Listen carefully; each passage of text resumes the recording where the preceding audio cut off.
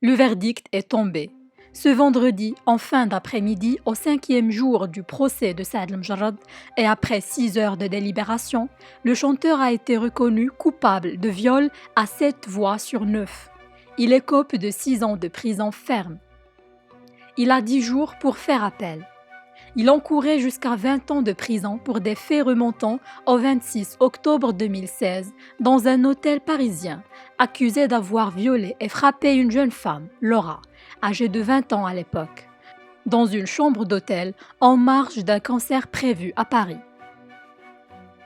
Hier, jeudi, l'avocat général Jean-Christophe avait requis une peine d'emprisonnement de 7 ans et une interdiction de territoire français de 5 ans. Monsieur El-Mjarrad s'est rendu coupable de faits de viol, avait déclaré l'avocat général à l'issue de son réquisitoire.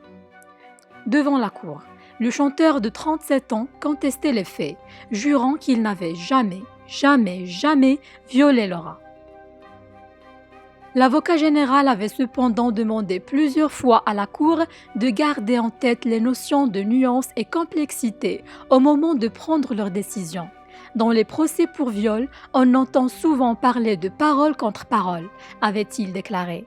Mais avant les paroles, il y a les faits, les éléments objectifs et acquis.